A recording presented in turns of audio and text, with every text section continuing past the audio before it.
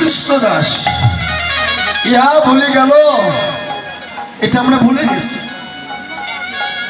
সপ্তম মাসে মাতৃগর্ভে কথা দিয়েছিলাম, গোবিন্দ জগতে যায় আমি তোমারই সেবা করব, তোমারই গুণকীর্তন করব, জগতে যায় আমি ভক্ত সঙ্গ করব, সাধু সঙ্গ করব।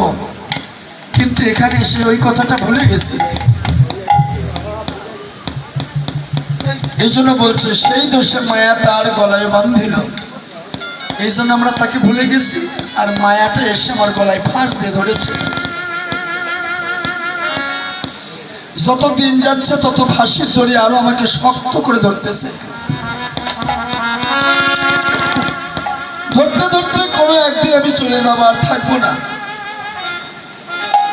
তাহলে এলাম আর গেলাম, পেলাম আর খাইলাম, দেখলাম শুনলাম বুঝলাম, কিন্তু কিছু করলাম না। তাহলে যাবার সময় কি নিয়ে যাব? আসার সময় কি নিয়ে এসেছিলাম, যাওয়ার সময় কি নিয়ে যাব? আসার সময় যে প্রেম বস্তুটা এনেছিলাম, সেই প্রেম বস্তুটা হারিয়ে ফেলেছি। এখন আমার দেহে কাম এসে ভর করেছে। আমি কামে আসক্ত হয়ে গেছি, গোবিন্দকে ভুলে গেছি। প্রেম বস্তু আমার কাছে আর নাই। মাকড়সা যেমন নিজের সন্তান জন্ম দেয়, নিজে জাল বুনায়, অথচ ওই সন্তানই তার নার ভুড়ি যা কিছু আছে সব খেয়ে নেয়।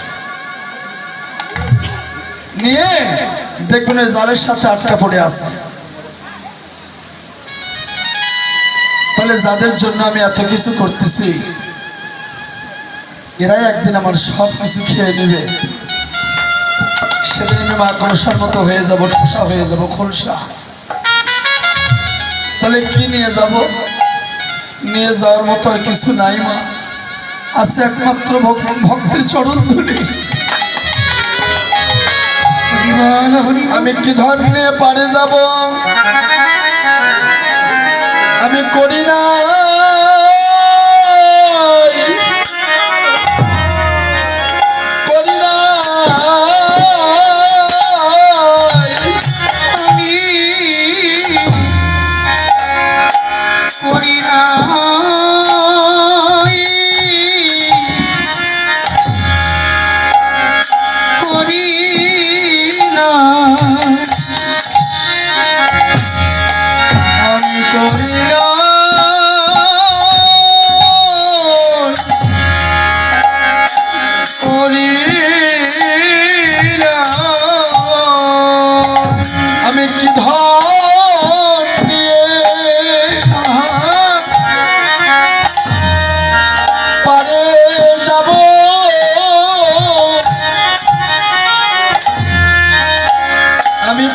সম্বল করি না।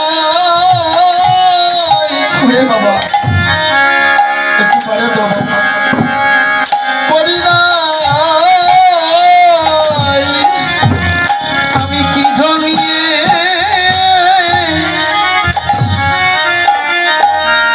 ওরে পরে যাব,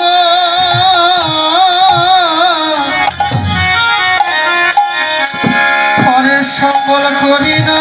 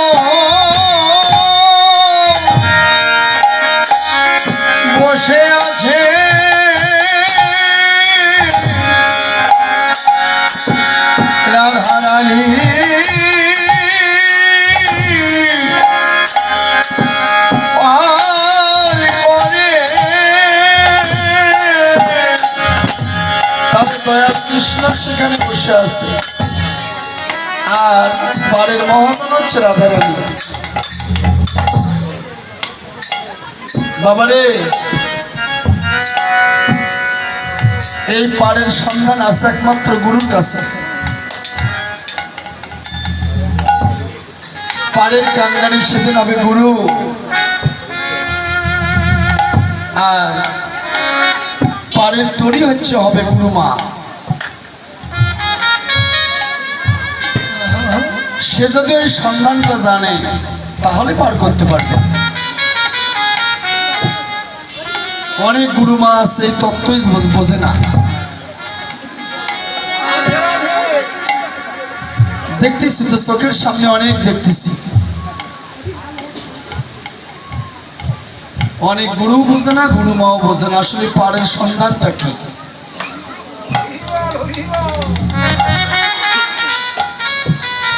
মন্ত্র নিচ্ছে আমরা দিচ্ছি, এই তো কথা। কিন্তু পাড়াপাড়ের যে একটা সুব্যবস্থা, এটার কি হচ্ছে? কারণ ওখানে আছে মঞ্জুরি তত্ত্ব। মঞ্জুরির ঘরে গুরু বেছিল যখন, গুরুকে শ্রী গুরু বলি সেই সে কারণ।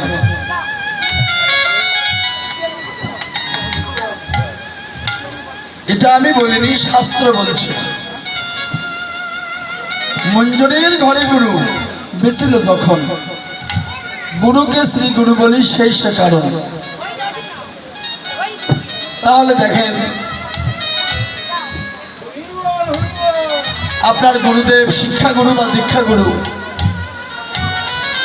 দীক্ষা নেবার পরে দেখেন দীক্ষা গুরু কি দেয়? বীজ রোপণ করে, বীজ। তিনি পিতৃস্বরূপ। আর শিক্ষাগুরু কি রোপণ করে? তিনিও বীজ রোপণ করে। কিন্তু এখানে একটা বিষয় আছে, এটা আমরা অনেকে জানি, অনেকে জানি না। তাহলে দীক্ষার শিক্ষা দেখেন, দীক্ষার বীজ তো দীক্ষাগুরু দিয়ে চলে গেল। তাহলে আমরা যে শিক্ষা নিচ্ছি, এই শিক্ষার মন্ত্রটা কি? এটা যুগল মন্ত্র। দীক্ষার অর্ধেক আর শিক্ষার অর্ধেক, এই দুটো যুগল করে ভক্তের কানে দেওয়া হয়।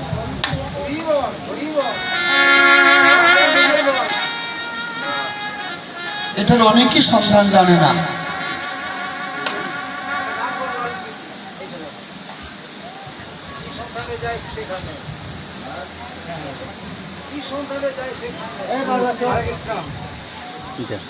তাহলে দীক্ষার অর্ধেক আর শিক্ষার অর্ধেক,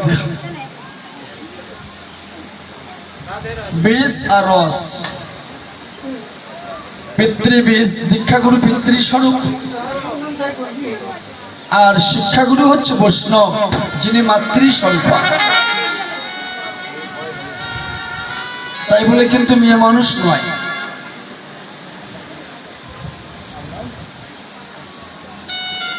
নারী তো বটে, আমরা তো সবাই বলি নারী, কিন্তু আপনার কাছে রস আছে না বীজ আছে? আপনার কাছে বীজ আছে, তাহলে আপনি নারী হলেন কি করে? নারী হতে গেলে রস থাকা লাগবে, রস আছে মায়ের কাছে।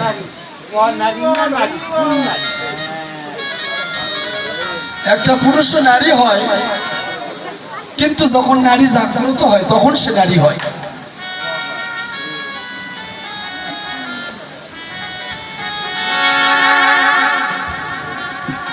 যখন তার নারী জাগ্রত হয়, ইরা পিঙ্গলা সুষুম্না নারী জাগ্রত হয়,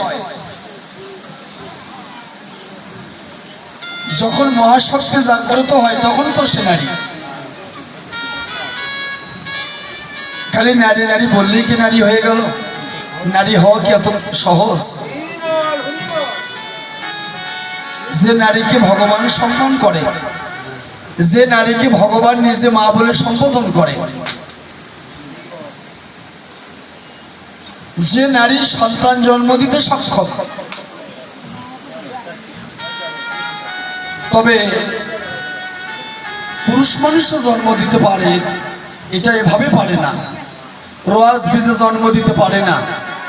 তারা দৈব শক্তির মাধ্যমে অন্য অন্য চিত্ত গ্রহণ করতে পারে। এটা গীতার কথা।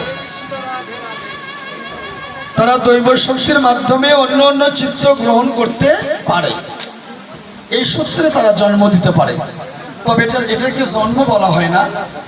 জন্ম আর সৃষ্টি দুটো কিন্তু দুই রকম। সৃষ্টিকর্তা হচ্ছে পুরুষ আর জন্মদাতা হচ্ছে নারী। কারণ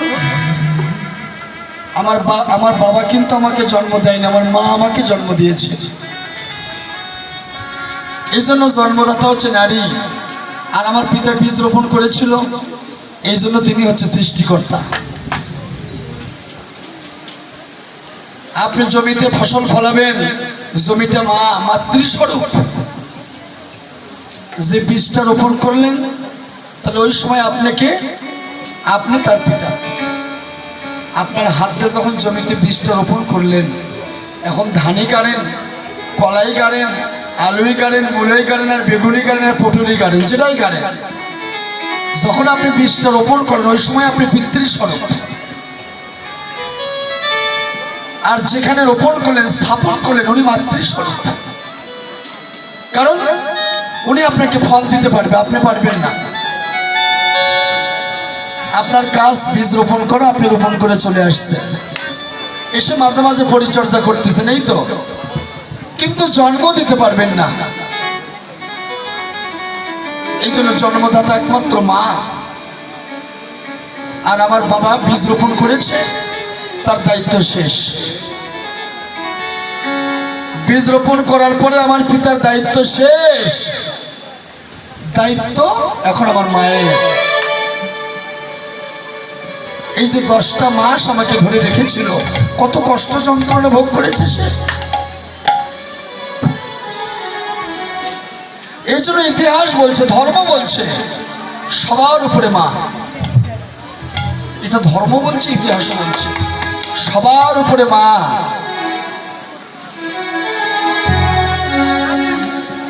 সবার উপরে পিতা, এই কথা কিন্তু বলেনি কেউ। সবার উপরে মা। তার আসলে মাটা কি?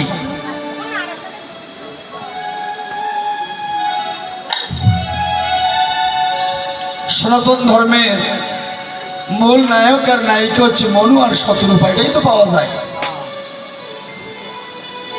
শাস্ত্রে এটাই পাওয়া যাচ্ছে, মনু আর শতরূপা।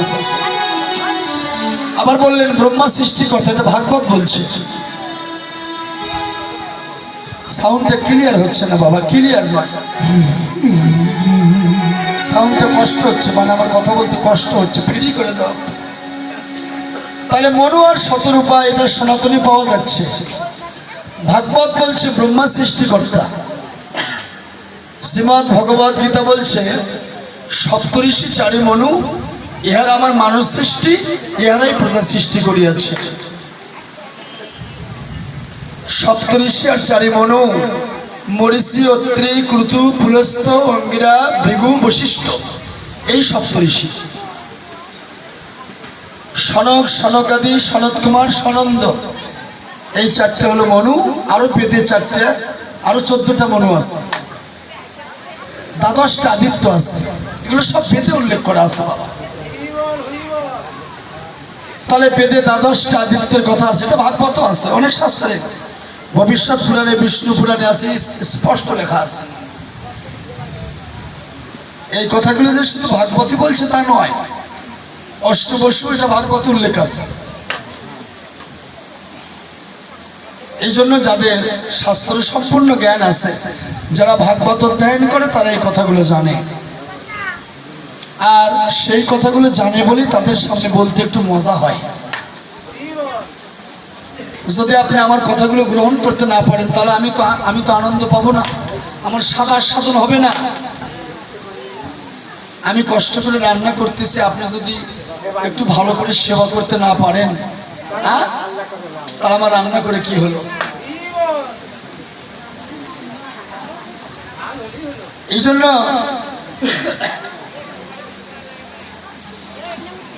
সপ্তঋষি চারি মনু, ইহারা আমার মানুষ সৃষ্টি।